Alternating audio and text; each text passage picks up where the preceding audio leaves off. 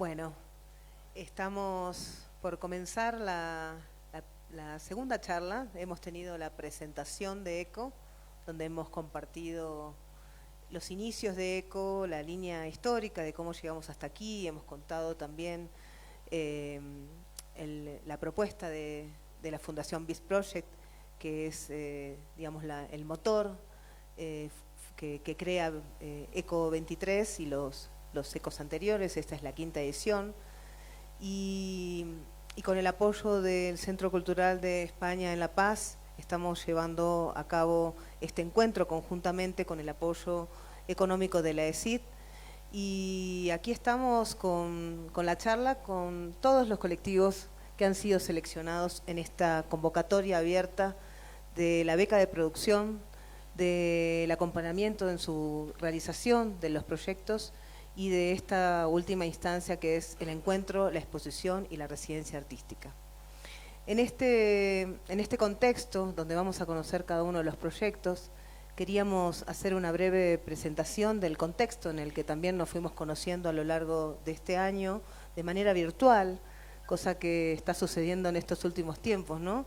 Nos conocemos de manera virtual, de manera muy profunda, y luego viene el momento donde nos encontramos, nos miramos a los ojos, nos abrazamos y pareciera que nos conociéramos de casi toda una vida, ¿no?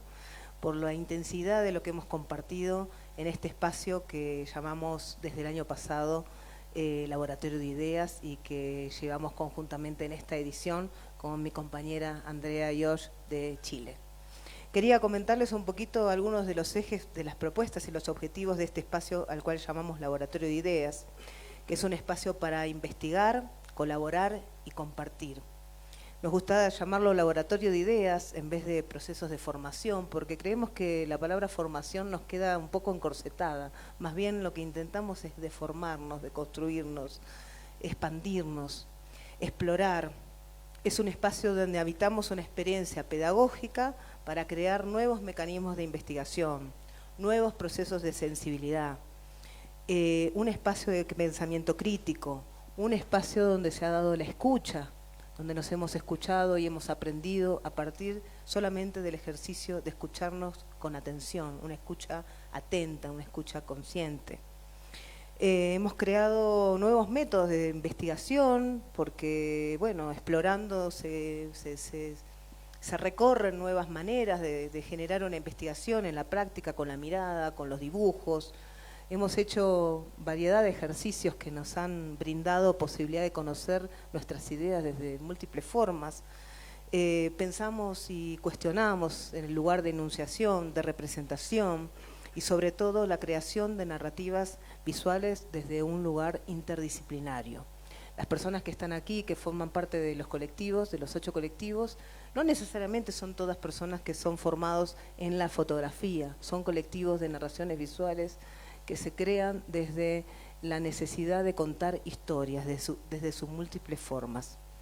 Tenemos aquí presente a Mariana y Sol, del colectivo Agua de Brasil. Tenemos en representación del colectivo Sin Contrato de Bolivia, Argentina, a River Cloud. Tenemos en representación del colectivo de Chile Otro Habitar, a Marco Seger. Tenemos en representación del colectivo Purik Ayllu de Perú, a Giovanna. Tenemos en representación del colectivo Staja de México, a Lenin Mozo. Tenemos en representación del colectivo Madremonte de Colombia, a la compañera Ernestina. Y tenemos en representación del colectivo Tauna de Ecuador, a Sani.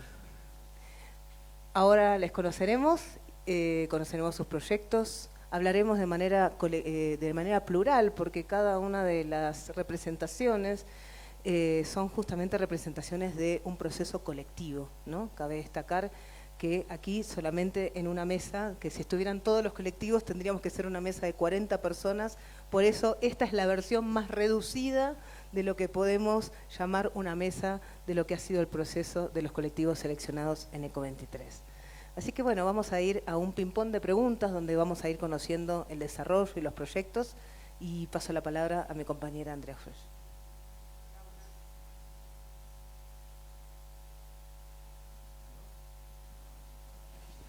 Ahora sí. Hola, buenas tardes. Qué agrado estar en Bolivia. Yo aprendí a caminar acá. Viví de los 2 meses a los 2 años y creo que el corazón aprendió a latir aquí, así que estoy muy feliz de estar en este país. Y muy feliz de estar con... bueno, hay mucha gente que viajó también, otras personas de los colectivos que están aquí, así que al final, sí que, ¿no? El comentario va a ser más amplio. Pero para poder conocer el trabajo que han hecho estos 8 colectivos, vamos a ir primero a hacernos una pregunta más general y después con Gisela nos hemos juntado a conversar acerca de los temas. Y yo en realidad aquí no sé qué hago acá. A mí me interesa la educación, vengo de la fotografía y las narrativas visuales, pero me interesa la educación. Y por eso me interesa que ellos hablen, porque yo he aprendido más muchísimo durante todos estos 4, 5, 6 meses que hemos estado en el laboratorio sobre las formas, las maneras, las aproximaciones, los sueños, la manera en que trabajan ustedes. Pero lo primero que nos queríamos saber con Gise es ¿qué los convocó a estar acá? A postular en un tema tan importante como es el territorio, ¿no? Las comunidades, la ecología. ¿Qué fue lo que los llevó a formar, a veces formar un colectivo? Habían otros que ya eran colectivos ya formados, otros se formaron para estar en este proceso de eco. Y nos gustaría primero que contaran un poco cortito para después entrar en profundidad en sus proyectos y en sus maneras de pensar este mundo. Hola, mi nombre es Sani Montaguano, soy del colectivo Tauna. Nosotros nos postulamos para contar la historia de una mujer indígena que emigra de la selva a la ciudad y cómo en la ciudad ella busca la necesidad de hacer su casa, extrañando la selva, extrañando a sus animales, a su familia. Ella busca la manera de crear su propia selva en la ciudad. Pues buenas tardes, Asinapotarde en Palenquero. Nosotros como Madre Monte ya estamos en Anda, pues nos unió el rescate y fortalecimiento de una semilla ancestral que es el maní, que estaba perdida, pero ahora con BIS quisimos presentarnos, pues porque en la comunidad de San Basilio de Palenque hemos venido trabajando con temas del agua. Y eso queríamos seguirlo fortaleciendo a través de este proceso de cianotipia, porque nos ha gustado y el proceso de transformación nos ha tocado. Pues y a partir de eso, que con el agua se puede hacer eso y nuestro punto, nuestro objetivo era el agua, entonces quisimos transformarlo en esa parte. Muchas gracias. Bueno, buenas tardes y gracias a los asistentes y a los compañeros de BITS y National Geographic que creo que están acá. Gracias por este encuentro. Y pues nosotros empezamos este tema desde hace varios años porque queremos que narrar nuestras memorias de nuestras categorías, nuestra lengua, nuestros saberes, filosofías es muy necesario y que no se está haciendo. Siempre han hecho los güeyes blancos, citadinos, chilangos, blancos, europeos, ¿no? Y entonces decimos, pues ya nos toca, ¿no? Pero aparte que nos toca, también creo que es necesario narrar problemáticas que se están viviendo en las comunidades allá en la montaña, que tienen que ver con violencias del crimen organizado, pero también con violencias con proyectos extractivistas, como la minera, ¿no? 50 años que sin consultar a las comunidades concedió el gobierno mexicano para explorar y explotar a las zonas de las comunidades. Dijimos es necesario narrarlas, no sé si visibilizarlas, estoy un poco en contra de ese concepto, pero era necesario que nosotros empecemos a narrar, ¿no? de otras formas, porque decimos no basta con buena onda, buenos exploradores buena onda, buenos fotógrafos buena onda, necesitamos gente de las comunidades que narren y que si bien pueden ser aliados en un momento, como BITS es un aliado, ¿no? O otros colectivos pueden ser aliados, pero ya nos toca. Y entonces necesitamos narrar de otra forma, con compañeros y compañeras. Es un colectivo que estamos acá, ¿no?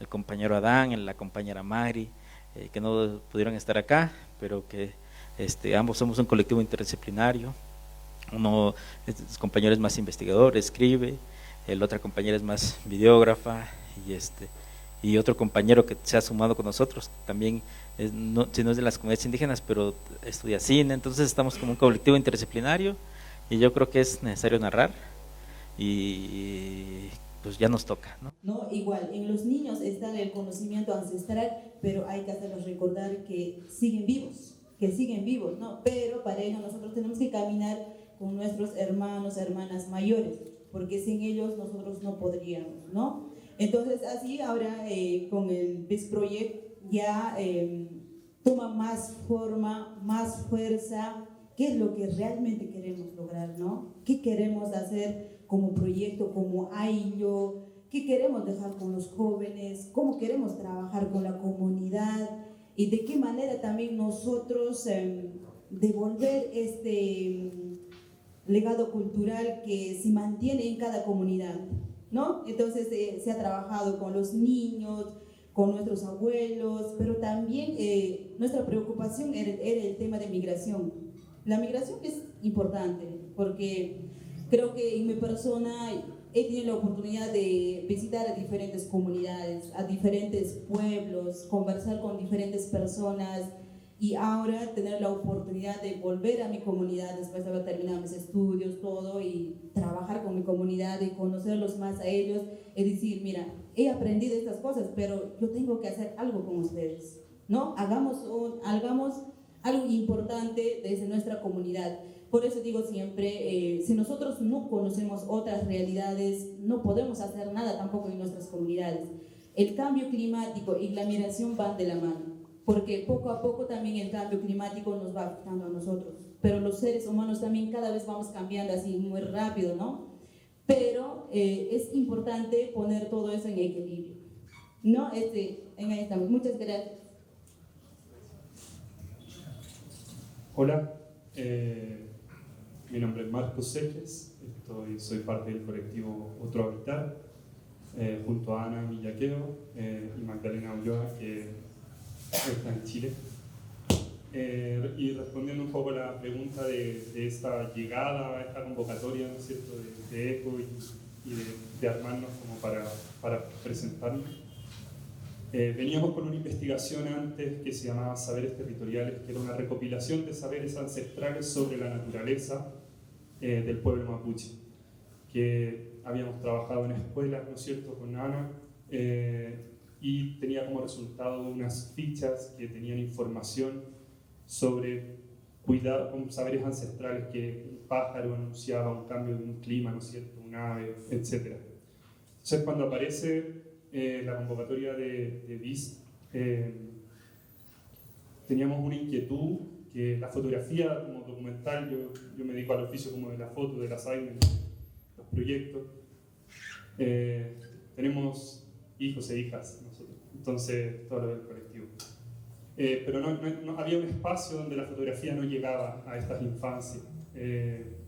No llegaba el mensaje de los proyectos que yo hacía por mi lado antes de empezar a trabajar colectivamente. En el fondo no llegaba a las infancias. Y pensamos en proyectos y claro, había algo muy didáctico quizás solamente dedicado a las infancias, pero no había algo que cubriera todo ese espectro etario, ¿no es cierto? Desde niños y niñas, desde niñeces hasta adultos.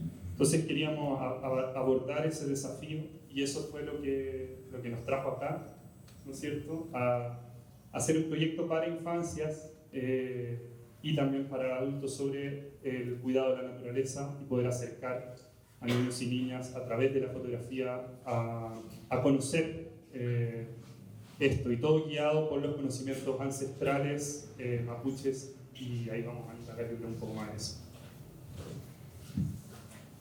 Hola, soy River y con nuestro colectivo Sin Contrato sucedió un ejercicio, tal vez ECO fue como el detonante para decidir articular un colectivo. Vimos la convocatoria y estábamos juntas y nada, decidimos hacer un colectivo. El proyecto que desarrollamos fue un proyecto alrededor del dengue y la problemática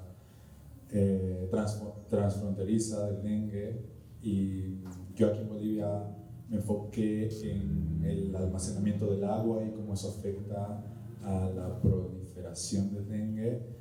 Y en Argentina, Irina y Sofi trabajaron a un nivel científico y también incluso emocional de este tema. Eso. Olá, eu sou o Sol e estou aqui junto com a Mari, representando o coletivo Água. O palco do nosso projeto, que é Memórias do Rio, é o rio Xingu, que é um rio muito lindo e que é, para mim, um exemplo de resistência, porque ele foi barrado por uma hidrelétrica chamada Hidrelétrica de Belo Monte, e essa hidrelétrica causou graves impactos ambientais e sociais, muito deles irreversíveis. Existe uma liderança indígena muito importante no Brasil que chama Ayrton Krenak, e ele fala que a memória é consciência crítica. E o nosso projeto tenta dar conta dessas memórias antes da instalação da hidrelétrica, indo assim na contramão dos grandes veículos de comunicação e dos próprios empreendimentos que possuem assim uma estrutura robusta de comunicação para contar mentiras. Entonces, un poco como dijo Sol, nuestro proyecto del palco es en el río Xingu, en el Amazonas, en Pará, en Brasil, que es un río muy resiliente y que ha cambiado y lo han destrozado a partir de una represa. Y lo que nos trajo hasta acá, volviendo a la pregunta, es buscar otras narrativas para mostrar este vínculo de las personas con su río y esta resiliencia y esta memoria que no la pueden apagar.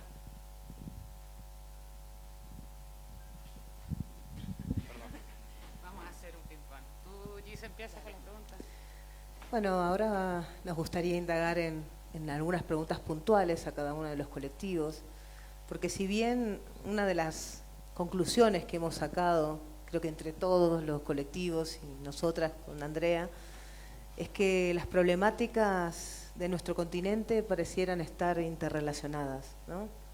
El extractivismo, la megaminería, las hidroeléctricas, el legado cultural de las comunidades, la memoria ancestral, los ríos, el cuidado de los ríos, las memorias. Creo que son muchos de los temas que fueron surgiendo a partir de cada uno de los colectivos y que pusieron los puntos en común entre todos los ejes. Puntualmente quería preguntar justamente al colectivo Agua en relación a la memoria, ¿no? El proyecto, cuando lo presentaron, comenzaron hablando y planteando la problemática de la hidroeléctrica y la problemática puntual, actual, ¿no? Como en un estado de denuncia, ¿no? de la situación que se estaba viviendo y en el caso de ustedes y sobre todo de Sol viviendo en el territorio. Sin embargo, ese proyecto de denuncia que aparentemente tenía como una narrativa más hacia esa orientación terminó siendo un trabajo muy poético donde le preguntaron a las personas cuál era su memoria de los ríos y terminó siendo un trabajo donde la memoria de aquel río que todavía no estaba contaminado, que todavía no estaba la hidroeléctrica instalada, empezó a recrear otro tipo de imaginarios. Quería preguntarle sobre ese proceso, cómo había sido, cómo habían ido para atrás para mirar para adelante.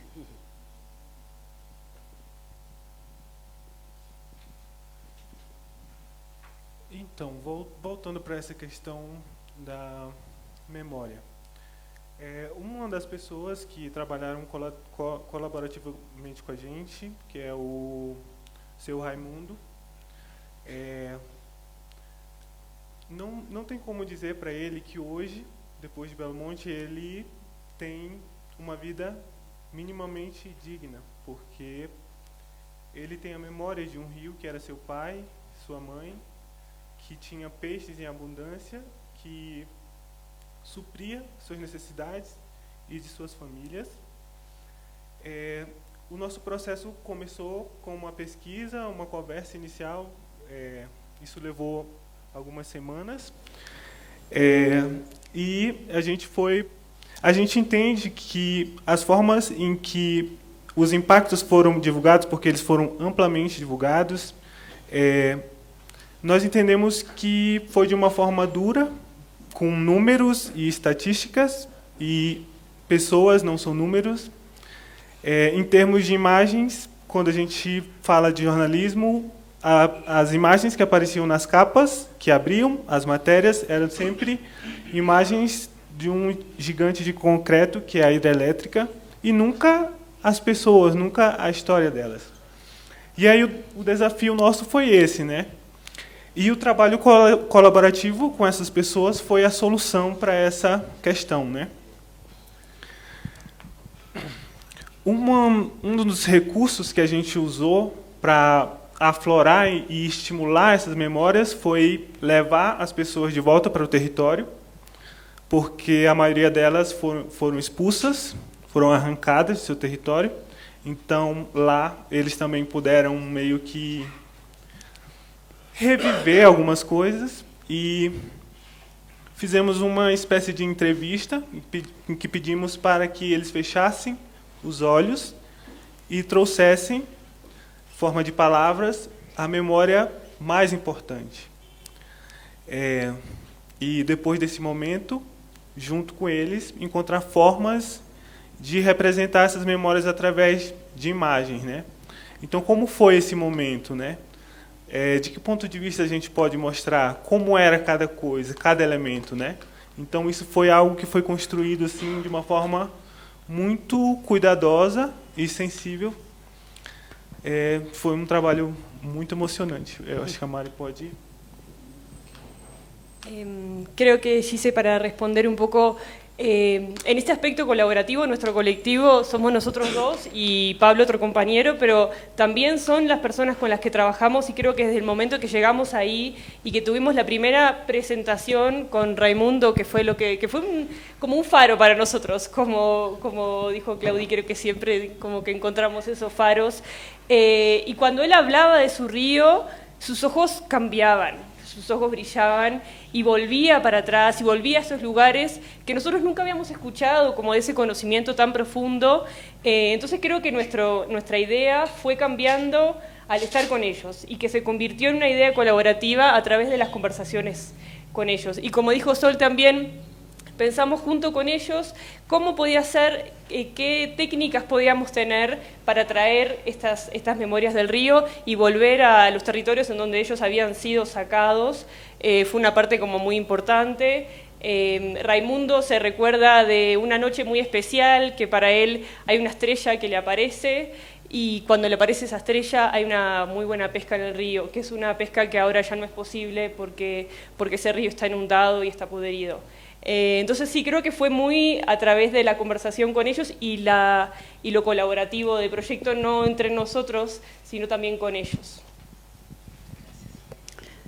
Pasando, quería preguntarle a Ernestina, ya que estamos hablando de aguas y de memorias de aguas ancestrales, nos vamos de la hidroeléctrica de Palenque, en el trabajo colaborativo de Madremonte, que lleva más tiempo, en ese proceso de pensar la tinaja, ¿no? Y de las aguas corporales, ¿no? Las aguas del río, la limpieza, la conexión con un agua bastante más amplia a la que quizá nosotros la entendemos, se encontraron con un archivo, un archivo de un hombre blanco y con miles de fotos que tuvieron un diálogo con ese archivo. Entiendo que también encontraron familia a tu madre, ¿no? En esas imágenes, y hicieron un proceso ahí con el agua, también a nivel de proceso de pensamiento, pero también a nivel de relación entre el archivo y la cianotipia.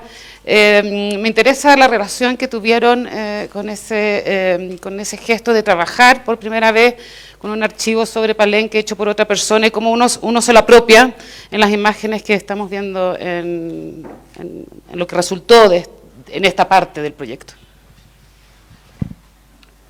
Bueno, para nosotros, la comunidad de San Basilio de Palenque, el arroyo es una parte fundamental en la comunidad.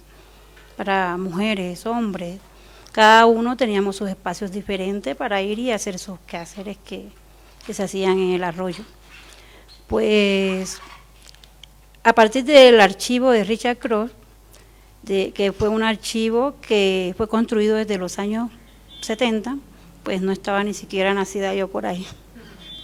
Pero para mí es muy importante porque hoy soy yo la que estoy contando eso. Pues mi mamá estaba embarazada de una hermana mía mayor.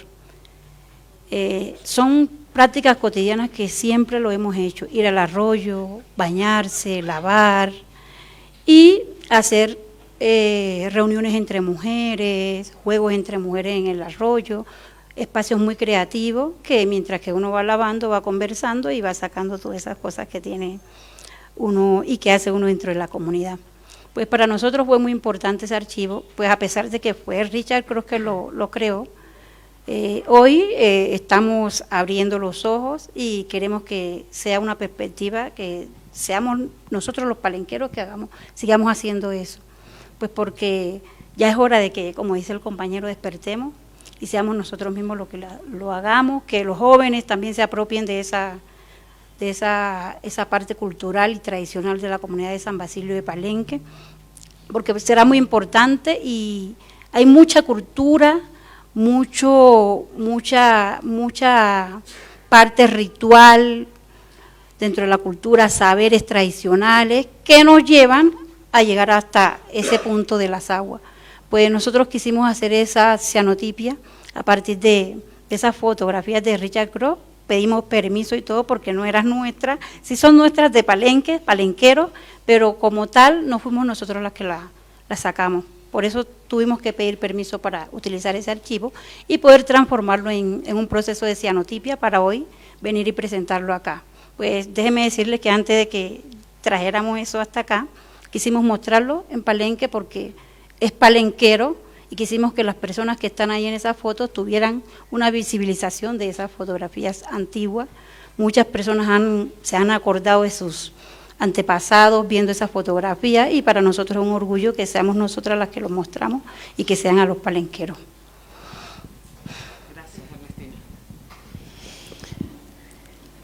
Bueno, después vamos a hablar, yo estoy anotando otras preguntas porque es muy buena la frase, el archivo es nuestro. Sí. Es un tema muy interesante de hablar de a quién les pertenecen las imágenes, ¿no? Y cómo uno las puede ocupar.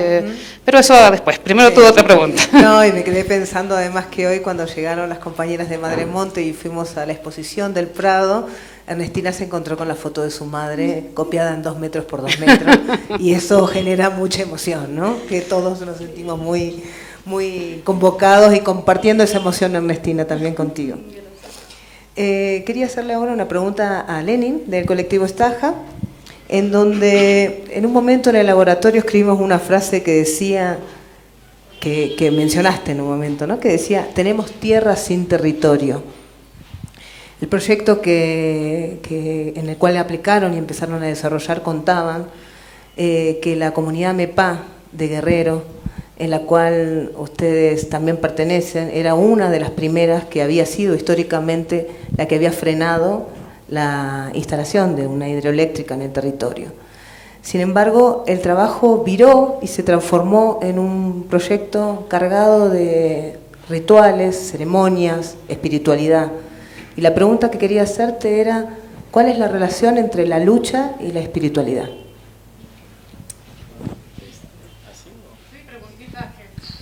Bueno, sí, y justo creo que le das como decimos en México, en el clavo, porque si bien nuestro proyecto no quiso ser tan jurídico, en el sentido porque los pueblos de esa zona ya habían ganado jurídicamente a esta empresa minera, es una empresa minera por 50 años, canadiense y española, y ahora nos financia en España. Y entonces y le habían ganado por 50 años, estaba concesionado. Entonces, pero lo fuerte no fue lo jurídico fue fundamental, con un centro de derechos humanos que trabaja mucho en esa zona, se llama Tlachinolan, pero junto con la comunidad lo que hizo que ganara lo fuerte fue la costumbre, es decir, los sistemas normativos, el pensamiento, la filosofía, que le llamamos rituales, saberes. Esto fue lo fuerte, porque la comunidad ganó un amparo, después ganó el primero, y la Suprema Corte, que es como los jefes de lo jurídico en México, le negaron ser indígena, le dijeron, no es cierto, tú no eres indígena, y mandaron un pinche antropólogo, blanco, citadino, que fuera a ver que si eran indígenas o no.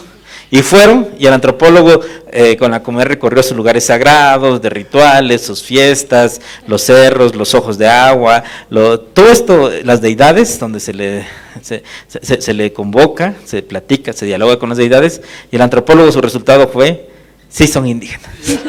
¿No? Entonces, y es chistoso, pero decimos, no mamen.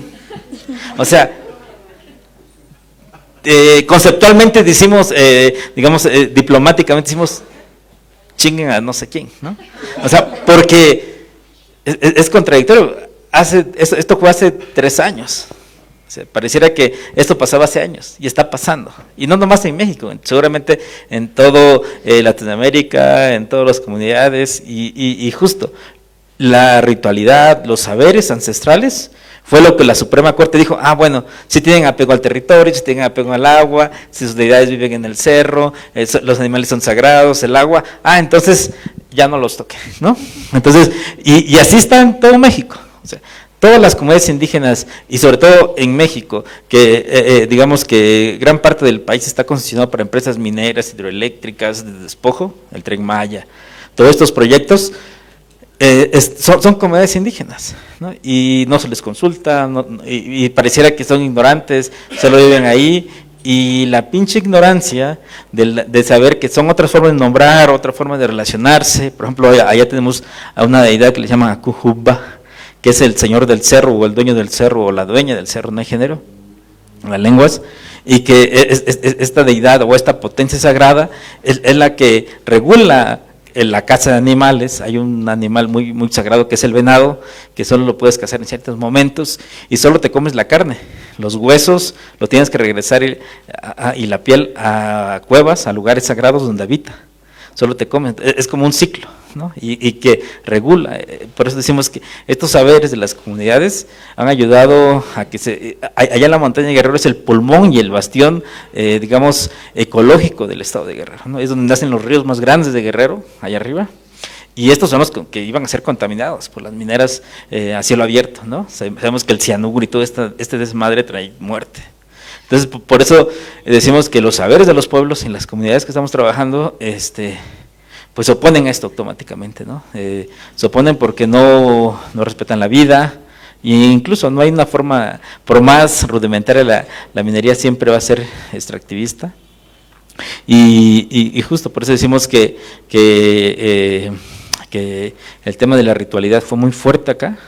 Que si bien no quisimos meternos a lo jurídico, porque lo jurídico ya lo habían hecho otros compañeros del Centro de Derechos Humanos, nosotros dijimos queremos hacer lo que no se ha dicho, pero que fue fundamental, ¿no? Complementarnos el proyecto, porque entonces quisimos trabajar, o queremos trabajar la parte de ritualidad y los saberes, que fue la base fundamental, y que gracias y que esta comunidad es una emblemática en el país, es una comunidad que tiene mucha fuerza, organización comunitaria, y que fue la primera que le ganó a una empresa de minera en el país, y que eso no se ha contado ni se ha narrado, y que decimos que esto es una enseñanza para otros pueblos en el país, para que sigan esa misma línea y protejan sus territorios, y que pues los saberes de los pueblos están ahí. O sea, lo que falta es a veces narrarlos, contarlos, y que nosotros seamos los mismos, ¿no? Porque, insisto con esto de que hay mucha gente que ha ido a hacer reportajes por allá, y que va, pero pues no se mete a la parte cosmogónica, espiritual, filosófica, ancestral, ¿no? Y que justo con los compañeros María y Adán y Salvador hemos estado como tratando de narrar estas cosas, ¿no? Y por ahí le dejo. Gracias, Lenin. En la mañana desayuné con Lenin y me contaba que claro, que en su idioma no hay género. Y nosotros nos peleamos por el A, E, I, O, U. Entonces hay también otras cosas, ¿no?, que aprender que no tienen que ver con, son otras aproximaciones.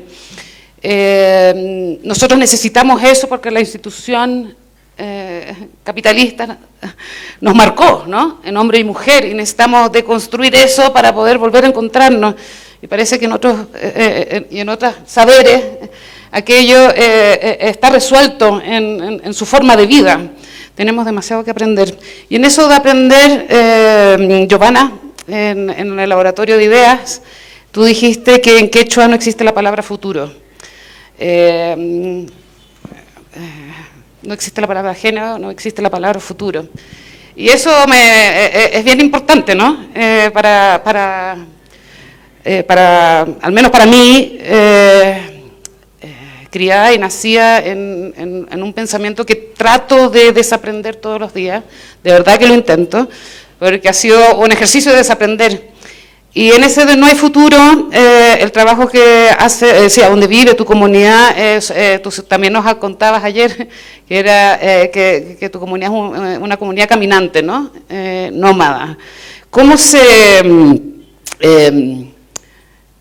háblanos de eso, háblanos de cómo se habita el movimiento, ¿no? Cómo se habita en el movimiento y cómo de ahí uno cuenta historias que tienen que ver también con la cosmogonía de muchas de las comunidades indígenas, que el tiempo es circular, ¿no? Que no es solamente es una idea que también se lleva en el cuerpo, ¿no? Porque uno camina, y no es esta idea de la linealidad que tenemos que destruir, la linealidad histórica.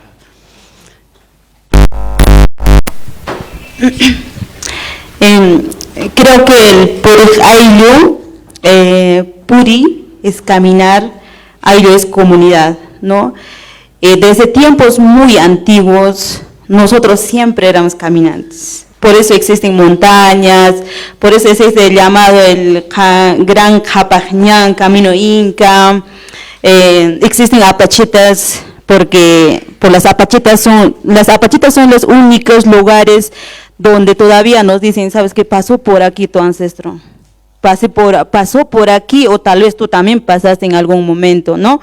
Entonces, además nos enseña el camino que la vida no es, digamos, una línea así recta, ¿no? Sino que siempre es como el río, que va tomando forma, el zigzag, y eso también está plasmado en los tejidos, ¿no? Y cuando yo empiezo a ver el tejido de mi mamá, por ejemplo, ¿no? Ella lo llama con otros nombres, pero yo lo veo en su tejido el gran río, lo veo el camino, lo veo las estrellas. No, creo que los tejidos son uno de los libros más antiguos. El que sabe leerlo, lo lee. Ahí están toda nuestra vivencia, ahí están nuestros animales más antiguos, ahí está nuestra vivencia, la agricultura, ahí están las ofrendas, ahí está el gran Wilcamayo que está en las constelaciones, ahí está prácticamente todo, ¿no? Entonces, por eso es importante que también nos decían, ¿cómo nosotros vamos? Es que a veces nos enseñan, yo siempre tengo ese conflicto, ¿no? O sea, si mi futuro está adelante o está atrás, o mi pasado está atrás o está adelante. No, pero en realidad que nosotros vamos aprendiendo de lo que ya nuestros abuelos hicieron el camino, ¿no? Tenemos que no hacerlo tal como ellos hacían, obviamente no, o sea, ya no podemos hacerlo como ellos lo hacían, sino que nosotros tenemos que complementarlo con la tecnología que hoy en día tenemos. Creo que lo más bonito de eso es llevarlo en equilibrio, otra vez, ¿no? Siempre el equilibrio. Tengo acá la tecnología, pero tengo también acá mi cultura. Pero las dos cosmovisiones tengo que manejarlo de manera equilibrada, ¿no? Para no, digamos, ligarme solamente a lo que es mi cultura, me quedo aquí nada más y lo demás ya no veo. O estoy en la tecnología, pero lo demás ya no lo veo, ¿no? Eso sería. Muchas gracias, Giovanna. Bueno, esta pregunta es para ti, Sani, el colectivo Tauna. Y la verdad es que es un proyecto que todo el desarrollo nos ha tocado el corazón, porque hablaban, bueno, el proyecto Mi Nombre Es habla de Carmelina, que es a mamá, y el proyecto habla de una reparación de la comunidad, de la migración y del legado y de las enseñanzas que deja una madre en una comunidad, ¿no? Entonces, pensábamos preguntarte cómo se sana un territorio y si nos puedes contar un poco acerca de todas esas formas y abordajes que trabajaron en el proyecto mediante los cantos, los bordados, la pintura, el video y todas las múltiples disciplinas que tiene el proyecto. Mi nombre es. Bueno, cuando estábamos, salió la convocatoria de BIST, nosotros trabajamos en colectivo, nuestro colectivo es diverso, entonces no sabíamos, estábamos pensando qué contar, y yo siempre les cuento como mis experiencias a mis amigos, que es Bolo, Lu, a todo el colectivo, les digo, oigan, viví esto, esto pasó, soñé esto también, y estábamos pensando qué contar, si coger hay muchas mujeres de distintas nacionalidades que han inmigrado a la ciudad, y era también como meternos en la privacidad de ellas, y muchas veces no todas quieren contar profundamente de cómo se han sentido al salir a la ciudad. Y justamente esta historia yo le conté a Bolo, le dije, Bolo, esto pasó con mi mamá y así. Y el Bolo me dice, escribamos eso, contemos tu historia. Esta es tu historia, esta es la historia de ustedes. Y yo no, y a mí a veces se me borra el cassette. y digo, Bolo, no me acuerdo, cuéntame. Y entonces empezamos a recordar todo el grupo, mi hermana, mis hermanas, nos fuimos a Itia, que es a las afueras de la ciudad del Puyo. Ese espacio, Itia, es el espacio de mi madre. Ahora, hace poco cultivamos más de 500 plantas. Cultivamos porque los vecinos se meten, y esto de las vías que llegan a las comunidades, llega la pobreza también, llega el alcohol, llegan muchas cosas que nos dañan a las nacionalidades, a los pueblos. Y entonces la necesidad que conlleva vivir al lado de las carreteras, la economía. Entonces los vecinos se metían a los terrenos y sacaban las maderas, explotaban. Entonces mi madre dijo, yo quiero cultivar aquí. Pero eso nace desde la necesidad de volver a su casa. Ella, cuando era niña, era nómada. Entonces, cuando se asientan, entraron la religión, el registro civil, a ponerles nombres, a cambiarles sus nombres originales. Y llegan los profesores. Y los profesores que entraban veían a las niñas. Entonces, una tía tiene también la hija de un profesor, y es muy triste también que ella quiera conocer a su papá y no sabemos quién es. Entonces mi madre tuvo 2 matrimonios forzados, el cual uno de ellos es mi papá. El primer matrimonio forzado, mi abuelo va porque le maltrataba mucho, va y le dice, no, tú no te mereces a mi hija. Y porque mi abuelito era un poderoso shimano. Nosotros venimos de la cultura también que cree mucho en los sueños. Nos sanamos a través de las plantas medicinales, a través de los sueños. Entonces dice, no, tú no te mereces a mi hija. Le vuelve a llevar a casa, y en eso entra mi padre de profesor, y mi abuelito no estaba en la comunidad, y mi abuela le entrega a mi madre, a mi padre, y mi padre, como quichua de la ciudad, le lleva a vivir en la ciudad, y ella empieza a sufrir muchísimo porque no había salido a la ciudad, no conocía este mundo. Y ella decía, yo extrañaba mi casa, y sigo extrañando hasta el día que se fue. Y yo me acuerdo cuando iba creciendo, teníamos muchas plantas de frutas, teníamos yuca, teníamos plátano, teníamos papachina, teníamos alimento alrededor de la casa. Y asimismo plantas medicinales, el cual ella nos sanaba a través de sus plantitas. Nos daba de tomar guayusa, nos daba de tomar ajo, y nunca fuimos a un hospital. Nunca, de hecho hace poquito estuve en un hospital y esto mientras estábamos recordando con mis hermanas, cada uno tenía su historia y a veces ella mientras recordábamos decíamos, esto hacía mi madre conmigo o contigo y así. Y ella un día dice, yo extraño mi casa. Y yo me quedaba pensando, pero esta es tu casa. y le pregunto, le digo, mami, pero ¿qué extrañas? Y ahí me empieza a contar su historia, de cómo ella, cuando era niña, iba caminando por el río, tenía sus monos, y nosotros también crecimos con monos, con loras, con pájaros, con distintos animales. Y mi hermana nos contaba de cómo ella le hacía asustar, porque a veces soñaba mal, y cuando nosotros soñamos mal, la persona, por ejemplo mi madre, nos tiraba agua cuando estábamos despistadas, y ese mal sueño se iba.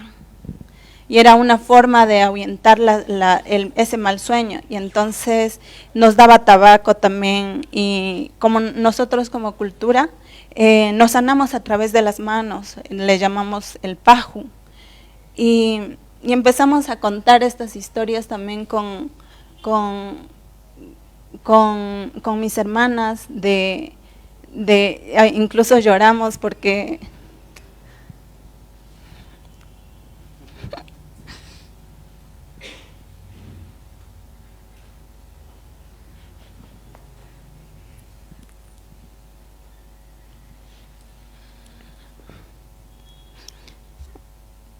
perdón.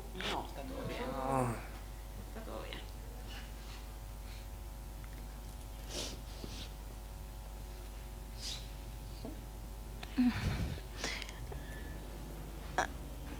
bien. Antes de que ella se fuera,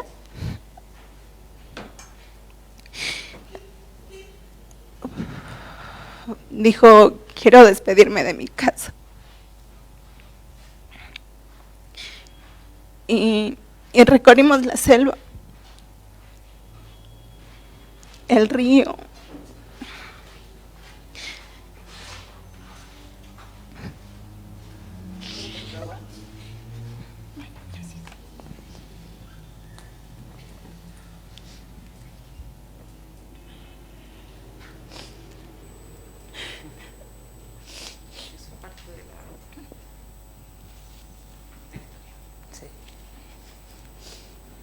y yo le veía cómo era ella la selva. Ella era la selva. Ella era como una magia. Lo que ella nos transmitía, no solo a mí, sino a muchas personas que le conocieron. Ella transmitía esos saberes que sus ancestros le habían dejado. Era como un álbum para nosotras. Y yo le veía cómo nadaba en el río y decía, mira, ella me decía, Ushi, que es hija, decía, mira, Ushi, yo nadaba así, y ella se iba nadando, cogía pescados, y era como su forma de despedirse de ahí. Y cuando estábamos recordando esto con mis hermanas, nos dimos cuenta que cada uno era ella, que cada una de nosotras teníamos la esencia de mi madre. Como la forma de reírnos, la forma de querernos también, la forma de siempre estar unidas, de protegernos la una a la otra. era lo que ella nos había enseñado. Y ella nos contaba también cómo en las estrellas se veía las temporadas de los animales, o cómo ella dibujaba cuando era niña en las mocaguas, en las vasijas de barro. Decía, esta es la cabeza del caimán, decía, y dibujamos en la mocagua. O este es el camino de la tortuga. Toda la constelación, nosotros le decimos, es el camino de la tortuga. Y hay cierta época donde que las estrellas se esparcen más, y ahí es cuando las tortugas suben a poner sus huevos, y sabemos que ya las tortugas están poniendo sus huevitos. Y entonces mi mamá decía, yo me guiaba antes por esto. Y cuando empezamos a contar, nuestra compañera Tati, que no está aquí, ella decía, Sani, yo no sabía esto, decía. Y yo le contaba, y mis hermanas también le contaban, decíamos, esto nos enseñó mi madre a cultivar, y entonces tomamos como el espacio que ella iba, como su sueño de traer la selva a la ciudad. Empezamos a cultivar las plantas que ella dejó, hacíamos minga, ella siempre hacía minga, el trabajo colectivo en las comunidades, y llamábamos a todos, oigan, venga, vamos a cultivar, y nos acompañaban, nos íbamos, y a mi madre siempre le gustaba que nosotras bailemos, y ponía cualquier música, decía, bailen, y ella no sabía bailar, no solo nos ponía la música y nos decía, bailen, y nosotros bailábamos. O nos decía, canten como su abuela, hagan la voz de su abuela, decía. Y los cantos de allá son como muy finitas, y van subiendo, y luego bajan rápido y así. Y mi mamá decía, no, así no es, más, practica más. Y entonces nos iba enseñando los cantos, y para nosotros tener como ciertas energías, el paju que le llamamos, nos tocamos las manos, y mientras la otra persona, la persona que tiene este poder, le va sanando. Y ahí es como transmitimos nosotras como esta energía a la otra persona, o cómo obtener la energía de la planta para poder sembrar. Y así fueron muchas cosas en las cuales ella nos enseñó, fueron demasiadas. De hecho, nunca fuimos al hospital.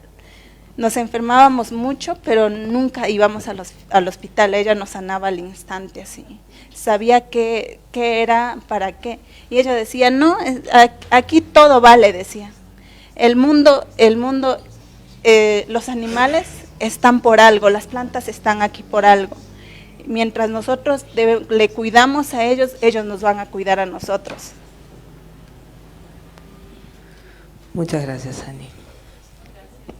Gracias. Nada, qué difícil hacer otra pregunta.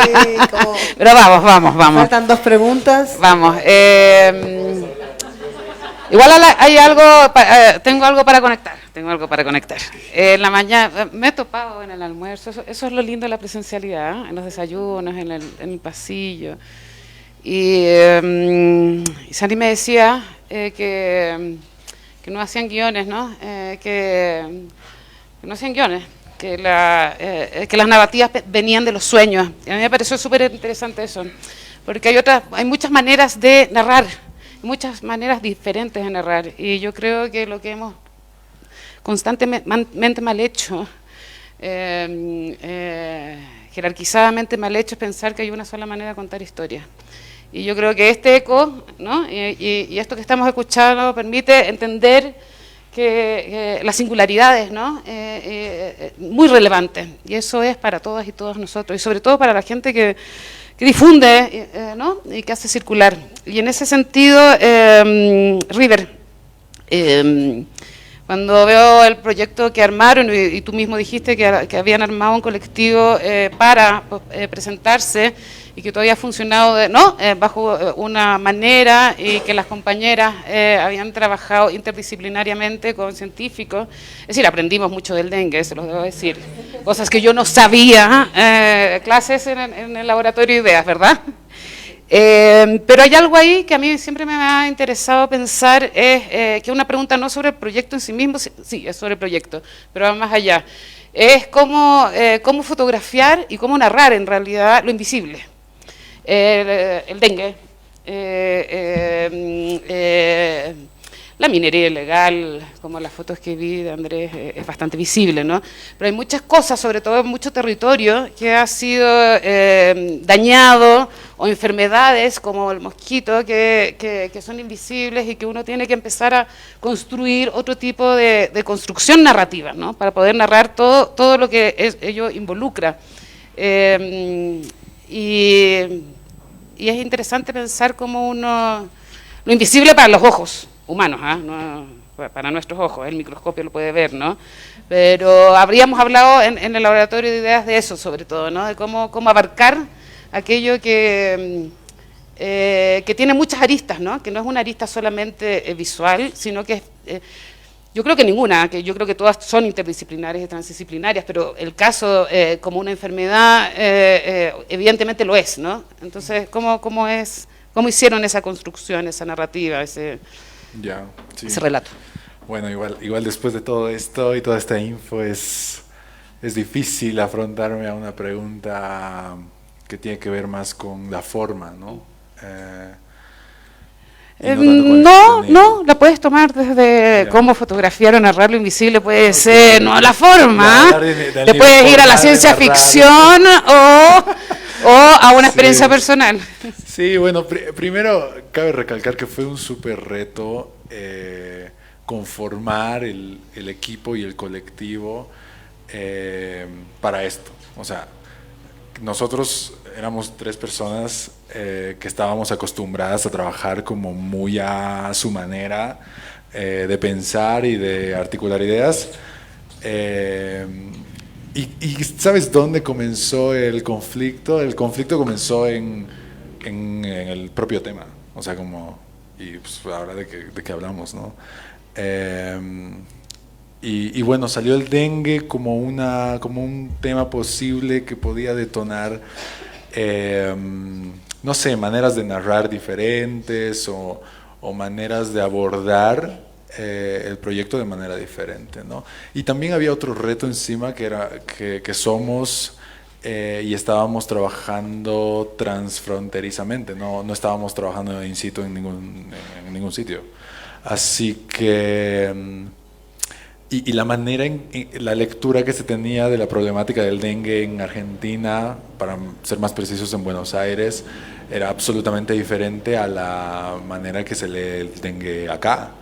De hecho, como se habrán dado cuenta, las chicas trabajaron de una manera mucho más científica, mucho más rigurosa respecto a había como instituciones que estaban investigando esto. Pero acá en Bolivia era absolutamente distinto, o sea, la problemática se encaraba de otra manera.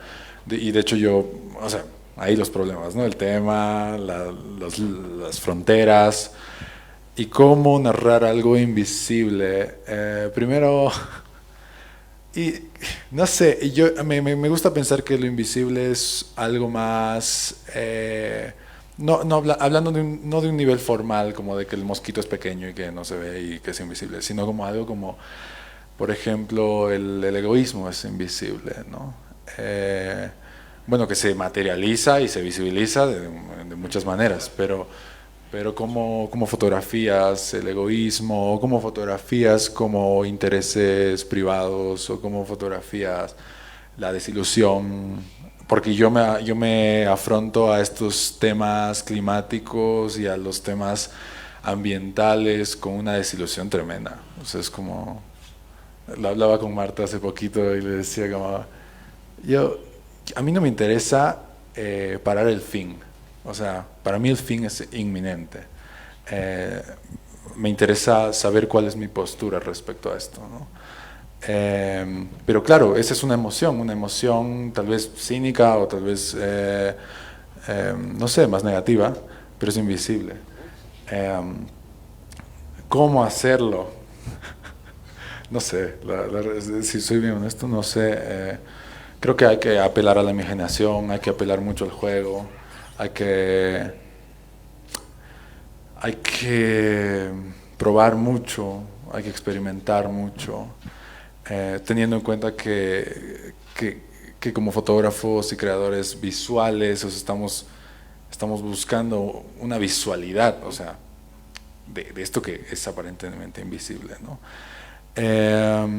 Sí, también me preguntaría por qué algunas cosas son invisibles, porque se invisibilizan muchísimos temas dentro de este marco del territorio, del cambio climático, de todas estas cosas, se invisibilizan muchas cosas. Sí, no sé, tal vez siendo un poco más pragmático y más resolutivo con mi respuesta, yo con... ¿De qué? Córtenme, sí, ya, desconéctenme. Está todo bien. Sí, o sea, las fotos que yo hice, que tienen que ver más con la distribución del agua en Cochabamba, y fotografié como de una manera bien apocalíptica esto, tienen que ver con lo invisible que es el tiempo. O sea, no sabemos cuándo... Creo que el problema del cambio climático es como esta temporalidad invisible. No sabemos si mañana todos los... Bueno, es que no sabemos... O sea, ya está lo que está sucediendo, pero todavía parece que nuestra vida sigue funcionando aparentemente normal. Pero es invisible, es como... No sé, yo a veces me pongo un poco emo y punk y digo... Nada, pues yo fotografío estos sitios ya como si estuviera todo acabado, como si esto ya hubiera sucedido, ¿no? Y eso me hace como... Sí, Mad Max, total. De hecho, yo estoy trabajando en otro proyecto alterno con comunidades exmineras y como estoy así fotografiando como si todo ya se hubiera acabado. Pero creo que divago un poco porque no sé cómo responder. Pero está todo bien, está muy buena la respuesta, la divagación. Eso. Bueno, gracias, amigo. Bueno, quedamos al final ahí. Sí. Me encanta porque en el laboratorio de ideas te escuchamos decir mucho distopía. Y las chicas, Irina y Sofía estaban investigando en el CONICET, investigando con Andrea Gamarnik, que es una de las investigadoras en Argentina que está más abocada al dengue. Y me parecía interesante ese contraste, ¿no? Porque bueno, fotografiar lo invisible también tiene que ver con la contradicción, ¿no? Así que bueno, muchas gracias, River.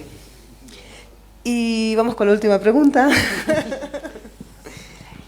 Marcos, justamente hablando, porque me parece que es interesante lo que has traído, River, sobre lo colaborativo, ¿no? Sobre lo que es el trabajo en colaboración.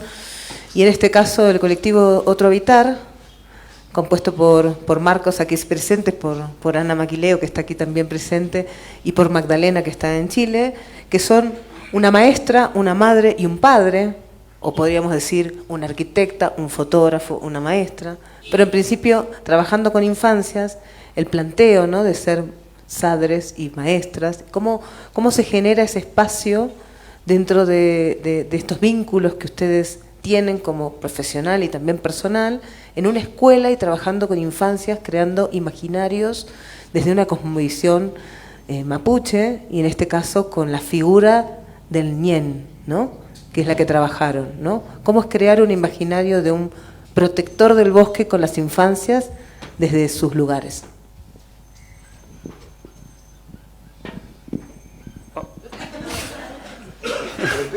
No, pero no pasa. Gracias, Gise. Es una gran pregunta.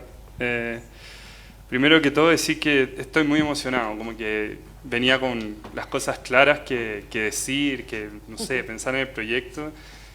Y en el laboratorio de ideas escuchaba sobre todos estos proyectos, ¿no es cierto?, los distintos colectivos. Pero verles acá y escucharles como que me removió todo. Así que No sé si lo que salga con la misma claridad con la que uno piensa estos proyectos, que, ¿no es cierto?, tienen como etapas, tienen su abstracto al principio, etc. Pero dicho esto, y todavía como medio emocionado así, de todo lo que han dicho en general. Ha sido un proceso precioso. Y decir que un proceso es precioso dentro de la fotografía, para mí es nuevo. He trabajado en cosas más duras, he trabajado en cosas de medio ambiente mucho también, en procesos muy largos, muy arduos, y también en assignments más cortos, muy intensos, y siempre agarrando una carga, ¿no es cierto?, un poco pesada. Y creo que lo de ECO nos encontró en ese momento. Entonces, y las infancias están ahí todo el tiempo. Están en nuestro ritmo de trabajo, ¿no es cierto?, en la escuela de Ana. Están nosotros, yo me dedico a criar y a trabajar, y Magdalena también a criar y trabajar, y alternamos los tiempos, ¿no es cierto?, de crianza. Y estamos todo el día, vivimos en el bosque, como sin redes, entonces todo el día con las hijas. Y un poco están ahí, en este rodear de temas, de conflictos, de trabajo, de intensidades. Entonces de repente apareció este espacio, ¿no es cierto? Estaba este espacio porque ¿cuál era el interés de los proyectos, ¿no es cierto?, medioambientales, etcétera, o de los conflictos actuales que abordamos? Tiene mucho que ver con el cuidado de la naturaleza, con la conservación, ¿no es cierto?, con el entenderla y con el amarla.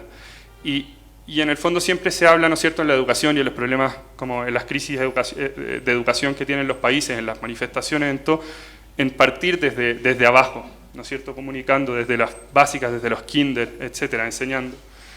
Y resulta que en la fotografía no estaba partiendo desde las básicas, estaba partiendo desde más arriba, ¿no es cierto? Estaba con audiencias, como decía al principio, en esa introducción, más alta, no se estaba haciendo cargo. Era, ok, esperen un tiempo, crezcan, que ahí les vamos a enseñar en foto, mientras vean otras cositas, libros muy buenos, y edúquense de otra manera. Entonces ahí empieza como este desafío. Y ahí, bueno, un poco con Ana, ¿no es cierto?, y Mandy, que ganas como de hablar todos al mismo tiempo, pero voy a tratar de interpretarlo todo de la mejor manera, ¿no es cierto?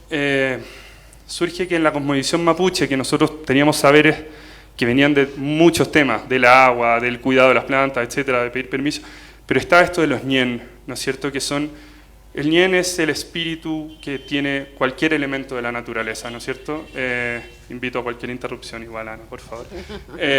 Entonces, estaba del bosque, ¿no es cierto?, de cada elemento, de la piedra, incluso de cada persona, ¿no es cierto? Entonces hicimos un proceso para ver este imaginario que no podía salir de nuestra cabeza, era un trabajo colectivo, y este trabajo colectivo yo también estoy acostumbrado a trabajar solo, entonces me enfrentaba a muchos desafíos, tenía muchos imaginarios en la cabeza que yo quería crear, pero estos ya no podían nacer en el fondo de mí, ni de la investigación, ni tampoco podían nacer de Ana, ni de Mandy. Entonces, ¿cómo lo hacemos? Ok, y ahí nuestro colectivo se amplía, ¿no es cierto?, y vamos a la escuela del Oncofilo, y Ana hacemos talleres con niños y niñas, se sientan, quizás hay unas imágenes de video que dieron vuelta por ahí, de niños y niñas de esta escuela mapuches, ¿no es cierto?, con sus ojos muy cerrados a escuchar a Ana hablarles sobre los ñen.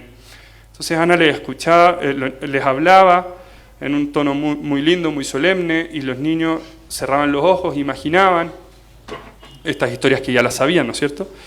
Y luego se les dio plasticina, no sé si le dicen de la misma manera, plastilina, esa masita para hacer figuras, y que se pusieran a crear. Nosotros documentamos todo ese proceso y empezaron a hacer figuritas de estos ñen, etc. Pero ¿qué apareció? El resultado que arrojó fue un sincretismo enorme. Cuando hablábamos de la chumpal, que está en el agua, que es un ser, aparecía la sirenita. Cuando hablábamos del ñenco, ¿no es cierto?, aparecía un unicornio. Entonces todo ese clasicismo, ¿no es cierto?, del imaginario mapuche quedaba un poco de lado por las infancias y aparecían estas figuritas, ¿no es cierto?, que tenían colores fucsias que no aparecían en qué sé yo, en la cultura mapuche, o nuevas cosas que ellos incorporaban, que era su interpretación de esto. Entonces con esto, que lo registramos, qué sé yo, ahora tenemos la figurita de plasticina, ¿no es cierto? Dale. Y ahí venía algo muy bueno, viene ECO, ¿no es cierto? Que todo esto pasó en el laboratorio de ideas, ¿no es cierto? Todos estos procesos. Y venía un tótem que iba a tener fotografías, ¿no es cierto? Cierto nivel de imágenes como resultante. Además de lo que podríamos tener como el video, empezó a ser un video obra. Entonces este imaginario teníamos que darle una forma, y ahí empiezan la creación de estas imágenes que tomamos, ¿no es cierto?, la figurita y la reinterpretamos para hacer imágenes seteadas que pudieran ser amigables. Como que el desafío ya no era que el encuadre que me gustara, que reinterpretara también al ñen exacto, sino que le gustaran a niños y niñas. Entonces el imaginario ya no lo estábamos pensando nosotros, sino que queríamos que ellos se identificaran y que vieran fotos. ¿Y qué le gusta a los niños y niñas? Les gusta verse. Entonces empezamos a jugar. Y empezamos, ¿no es cierto?, a jugar con nuestras hijas. Primero queríamos hacerlo con niños de la escuela, con todo, y después fue Yufken, fue Vera, fue Lina, que es un poroto enano.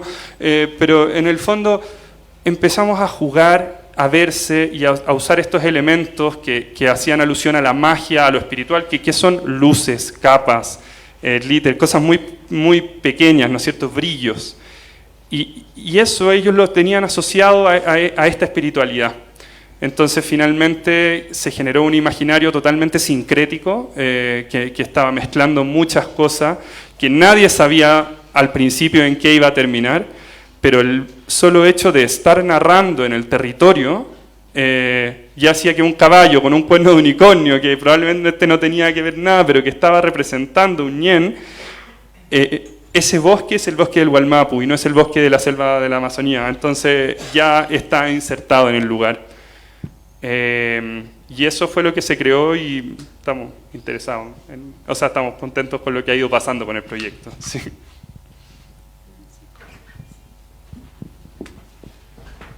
Gracias, Marcos, y además hago un pequeño comentario de que hemos hablado que es un proyecto que les gustaría continuar, ¿no?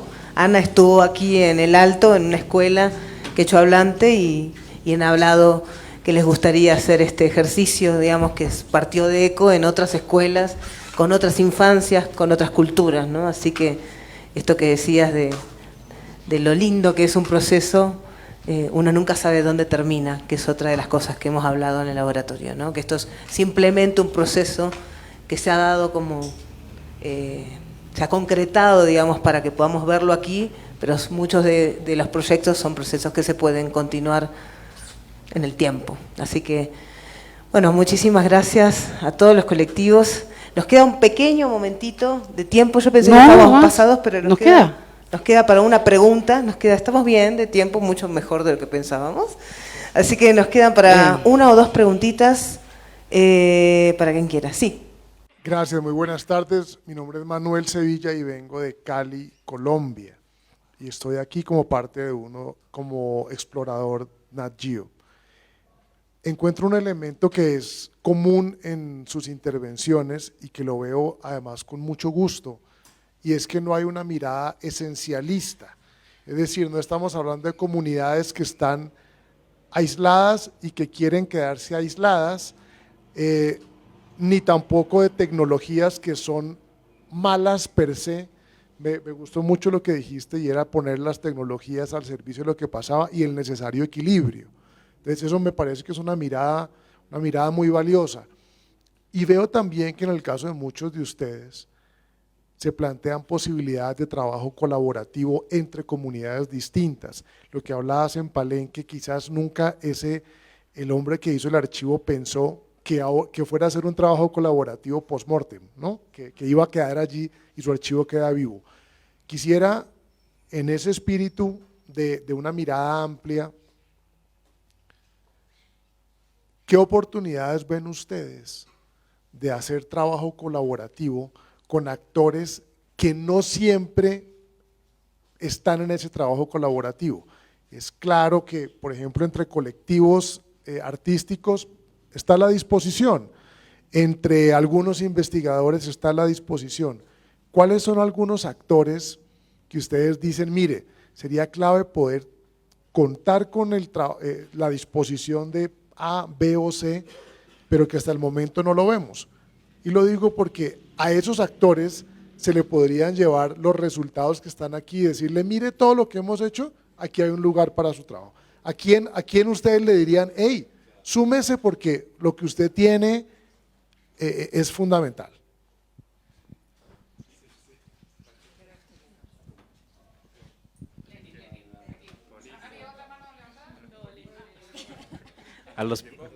A los políticos, dicen los compañeros. A los presidentes, no, esos jamás van a ser los internacionales, ¿no? Ya perdimos fe en esos güeyes. Más bien, yo creo que sí hay un punto en que lo colaborativo, muchos decimos como compañeros que son aliados, más que colaborativos, porque a veces hay alianzas, porque si bien nadie puede solo, ¿no? Necesitamos de alianzas, pero hay que ver qué aliados, porque ya nos han chingado mucha gente que va, hace investigación, nos investiga, nos fotografía, nos narra, nos escribe, hace documentales, hace investigación sobre nosotros y nunca regresan nada, y ya esos güeyes ya no. Entonces, pero habría que ver políticamente, porque también el tema es una postura política, no más es a lo güey, y ahorita no, ya decimos que hay que buscarle, ¿no? ¿Con quién hacemos alianzas? Y sin duda los investigadores o la investigación académica, científica, nos ayuda mucho, pero no pueden ser los únicos, ¿no? Y necesitamos alianzas, porque nuestros territorios, nuestros ríos, nuestros cerros, nuestros espacios necesitan también la explicación de por qué es necesario que un río esté sano, porque es necesario que un cerro siga reproduciendo la vida, ¿no? Y a veces el Estado solamente si un científico lo dice y lo acepta, este saber clasista y racista que hay, que si los indígenas lo dicen no es científico, por lo tanto necesita una voz científica. Bueno, te necesitamos a ti, a veces decimos a los compañeros, güey, tú pon tu nombre, pon tu pinche posgrado, doctorado y dile, y lo cree el Estado. Entonces son alianzas que necesitamos, ¿no? Y por otra parte también la lucha y la resistencia. Entonces yo creo que esas alianzas tendrían que ir dándose, pero alianzas sin folclore y sin folclorizarse ni romantizarse, porque a veces decimos que un científico va a acomodar el mundo, no aguanta, güey, ¿no? O sea, o que nosotros los fotógrafos vamos a acomodar o cambiar las zonas en que estamos, aguanten, ¿no? Necesitamos todos. Pero hay que ser sinceros y honestos, y sobre todo con una postura política de los territorios y los espacios. O sea, no queremos como turistas, sino queremos gente que esté comprometida y que sepa que él da esto o ella da esto y ahí ustedes siguen, ¿no? Y que no sean como voceros o gente que narre las comedias, como muchos decimos, nosotros no somos voceros, aunque seamos las comedias, preferimos que la gente de las comedias narre aquí. Nosotros, esto de la voz de los sin voz ya no los creemos, o de que si aparece en el New York Times, Washington Post va a cambiar, nada cambia, güey.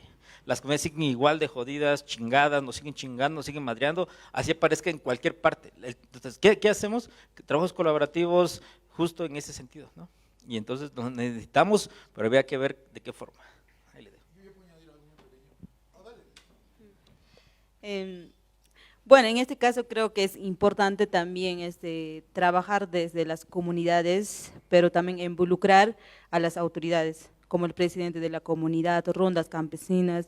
Ellos son los que realmente también están trabajando, ¿no? De alguna manera también los investigadores, como arqueólogos, antropólogos, también nos va apoyando también, pero también habría que analizar con quién también vamos a trabajar, ¿no? Entonces, el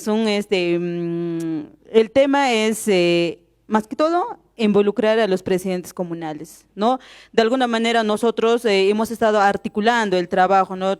Conversando con el alcalde del centro poblado de Pinaya, conversando con los guardaparques, de alguna manera ellos ya han trabajado con el Estado, ¿no? ¿Qué piensan? Ahora, ¿qué quieren? O sea, ¿qué más quieren lograr con el glaciar de Quelcaya, por ejemplo, ¿no?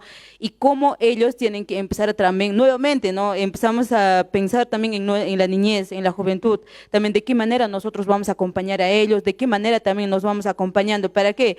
Porque como dice el compañero, muchas veces llegan los grandes fotógrafos, historiadores y ya te preguntan muchas cosas, te entrevistan y quedó ahí. No hay un trabajo, digamos, en la comunidad, que digamos la comunidad tengamos esa fortaleza de de seguir aprendiendo, seguir fortaleciendo los saberes, como de qué manera nosotros también trabajamos del cambio climático, qué hacemos para que nuestros hijos sean profesionales, pero también que trabajen desde nuestras comunidades, ¿no? Cómo, de qué manera trabajar con ellos también, ¿no? Sí, yo ya diría algo muy pequeño nada más. Trabajar en colectivo es complejo porque primero hay que ponerse de acuerdo con los intereses. Y cuando hay muchas fichas en el tablero y hay muchos participantes, es como los intereses no son los mismos. Siempre alguien va a sacar más beneficio de algo que otro. Y es complejo. O sea, yo antes de hablar de a quiénes involucrar, hablaría de qué intereses se tienen, ¿no? Eso, nada más. Yo creo que más que todo aliarnos con la tecnología que ya está, porque nosotros ya tenemos en nuestras comunidades antropólogos, pero que no han estudiado y les ganan a los antropólogos. Tenemos parteras, tenemos nuestra farmacia en la selva y nosotros más que todo debemos como hacer un puente sobre el mundo, nosotros le decimos el mundo de afuera, como la ciudad, las grandes ciudades, para que nos ayuden a compartir el trabajo que ya se ha venido haciendo desde el territorio. Creo que esa sería la forma de aliarnos y nosotros aliarnos, empoderarnos más de esta tecnología, porque sabemos cómo contar nuestras historias desde el territorio. ¿Puedo agregar más una cosa? Se me pasó a decirlo. Y justo lo que estamos haciendo con este proyecto, no sé si los de BIT se vayan a enojar, pero lo que estamos haciendo es de que los derechos patrimoniales y todo es de las comunidades. O sea, nosotros todo el documental que vamos a entregar y las fotos, decimos, queremos trabajar con las comunidades y realmente lo comunitario, que no sea folclore, porque lo comunitario muchos lo entienden que es solo la alianza. Lo comunitario no es alianza, no es una suma, la alianza es vivirlo, es hacer sistemas de cargos, es vivirlo. Ahorita está muy de moda lo comunitario y muy folclorizado y muy romantizado, hasta el Estado ya lo agarró como política pública, ¿no? Decimos, aguanten, ¿no? O sea, es vivirlo. Y entonces nosotros decimos, ¿qué vamos a hacer ahorita con este proyecto? La comunidad que estamos trabajando se le van a quedar los derechos patrimoniales y todos los derechos, todos los archivos son de ellos. Nosotros solo tenemos derecho a la difusión y si en dado caso de que queramos exhibir en otra parte, la comunidad tendría que aprobarlo, ¿no? Porque realmente ellos tenían que resguardar esto que estamos haciendo. Porque si no al rato, yo me voy a ganar un premio, voy a hacer un fotolibro, voy a hacer un chingo de cosas. ¿Y qué chingón? Pero no, muchos decimos que vamos a visibilizarlo, pero ese tema ya no me lo trago, ya no los tragamos allá, ¿no? O sea, el tema es, ¿qué es para las comunidades? O sea, ¿qué es trabajar para las comunidades? ¿Qué es producir para las comunidades? ¿Y qué es eso? Porque si es lo comunitario, al rato terminamos romantizando y folclorizando, y por eso decimos, a ver, los derechos van a ser para las comunidades, y así tendría que ser, quien quiera trabajar para las comunidades indígenas, porque ellos van a ser guardianes de su memoria, porque lo que estamos haciendo nosotros es memoria para ellos.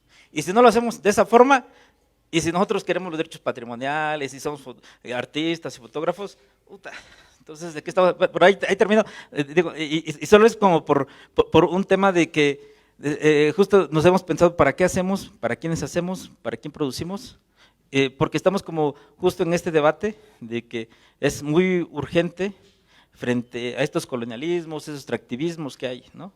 Decimos, a ver, vamos a poner como un precedente que va a pasar en un futuro. ¿Qué ha ganado la comunidad? O sea, vosotros habéis hecho un proyecto eminentemente comunitario y que lo habéis planteado, no solo BIS no se enfada, sino que está encantado con que los derechos sean de la comunidad. Pero quería preguntarte, ¿qué ha ganado la comunidad en todo este proceso? O sea, ¿cómo se ha sentido la comunidad? ¿Cómo se han visto? ¿Cómo han sentido todo el proceso de incorporación de hacer este registro? O sea, ¿cómo ha sido ese diálogo? Cuéntanos un poco mejor cómo es ese proceso. Voy a ser un poco honesto y espero no herir susceptibilidades, emociones. Pues sí, cuando le presentamos a la comunidad y las autoridades este proyecto, nos dijeron está bueno, hay que narrarlas. En el proceso fueron saliendo varias cosas. La comunidad al final dice, oye, también queremos que nos apoyen con otra cosa, no solo hagan fotografía, también hagan estas cosas. ¿Qué van a dejarle a la comunidad? No solo foto, no solo video. Entonces nos involucraron otros procesos, otra memoria del pueblo, porque en la defensa del territorio querían dejar una memoria que es como un monumento y una placa y la resistencia, y dijimos, va, de esta beca pues apoyamos esa cosa. O sea, la beca nosotros casi funcionó una parte, casi como el 30% se le dimos a la comunidad, porque decimos, también ustedes son parte de esta beca, no nomás nosotros, entonces, y ustedes utilícenlo. Entonces la gente dice, vamos a hacer un monumento a la resistencia en la comunidad. Aquí empezó, ¿no? Y la comunidad lo agarró, entonces decimos, y por eso decimos nosotros, pues va. Entonces, a veces la comunidad dice, sí, la foto bonita, pero queremos otra cosa. Ajá, las comunidades no quieren, como a veces esta parte muy artística y estética y estas cosas, sí, está bonita, pero pues, va a estar ahí. Pero queremos otra cosa, incluso a veces dicen, queremos que nos apoyes con una vaca, con una chela para la fiesta. Entonces, esa es la vivencia, ¿no? Y decimos, bueno, vamos a hacer como un reajuste y tiene que ser. Entonces, la comunidad nos ha apreciado, nos dio chance. Este proyecto ha sido muy íntimo, creo que ha habido otra organización que hizo un documental de esta comunidad, y el documental fue muy como más jurídico, pero nosotros entramos ahora sí que hasta la casa, porque hay un compañero que se llama Dan, que es de esta comunidad, y aparte le ha hecho mucho trabajo, es como una persona moral en la comunidad, y entonces la gente lo respeta. Si tú traes un proyecto es porque está bueno. Entonces nuestro compromiso moral y político lo entregamos ahí, ¿no? Entonces no nomás es ir a hacer la foto, no hacer el registro, o sea, nosotros estamos haciendo para la memoria, para los que ya no estén los viejos, las señoras, las que estamos narrando un video que vamos a presentar, es de que de aquí 20 años, cuando ya se mueran, los chavitos que van a seguir en la resistencia tienen que escucharlos, porque el proyecto es 50 años. Hay 2, 3 generaciones de esos 50 años de proyectos extractivistas. Entonces, y por eso es la primera vez que nos quisimos meter un proyecto con BITS, o con otras, nunca queríamos aplicar, y dijimos, hay que aplicarle. Entonces, de este proyecto salieron muchas cosas, ¿no? Y que no fue solamente la foto, fue un motivo solamente que sin duda ahí se va a ver, pero como nos enraizamos más con la comunidad y ahorita van a generar más proyectos, decimos, ahorita el próximo año vamos a hacer vamos a seguir trabajando con esta comunidad. O sea, no nomás es la beca fue un motivo y hay que seguirle, ¿no? Con o sin presupuesto a veces, así trabajamos nosotros allá, ¿no? ¿Hay alguna? Última pregunta. Última pregunta y cerramos. Una pregunta, es una intervención. Quería decir que nosotras como Madre Monte es importante realizar alianza con nuestras sabedoras y ancestras, porque ellas son la guía de nuestro proceso a seguir. Y que es importante porque ellas nos guían en cada uno de los procesos y que sin ellas no podemos seguir un proceso. Eso nada más. Muchas gracias. Bueno, estamos cerrando. No, estamos abriendo. Estamos abriendo. Le vamos a sacar pica, como se dice en chileno, porque después nos vamos a ir a hacer estas conversaciones durante 4 días a Rurre, de eso se trata. Nos encontramos hablando de narrativas visuales y lo único que vamos a hacer es conversar y discutir sobre el archivo es nuestro, no me gusta el concepto de visibilizar, otras formas de nombrar, no hay en la lengua futuro. Nosotros tenemos a nuestros propios antropólogos, parteras. Decir algo precioso es algo nuevo para mí. Es decir, hay tantas. Es decir, de todo lo que hemos escuchado hoy día, vamos a tener muy buenas conversaciones profundas acerca de la relevancia de contar historias, pero de contar otras historias, de otras maneras, y sobre todo, ¿para quiénes, no? ¿Dónde los difundimos? ¿Quiénes las ven? ¿Y para qué sirven, no? Así que muy, muy encantada de escucharles y de seguir escuchándolos todos estos días que vienen. Muchísimas gracias a todos los colectivos. Gracias, Gise y Andrea también por todo el tiempo en ¿cómo se llamaban las sesiones? El laboratorio de ideas. Demasiado precioso. Eso sí fue demasiado precioso. Bueno, gracias a todos los que estamos aquí porque hemos trabajado mucho y la verdad que estar hoy compartiendo de esta manera es un regalo. Bueno, gracias a todos los colectivos, a todas las personas que están presentes. Les invitamos a la proyección, porque esto continúa, como decía Andrés, esto no se cierra, esto se abre, se sigue abriendo. Tenemos ahora la proyección de la película Alpamanda, del colectivo Town, así que Sani y el conjunto con el colectivo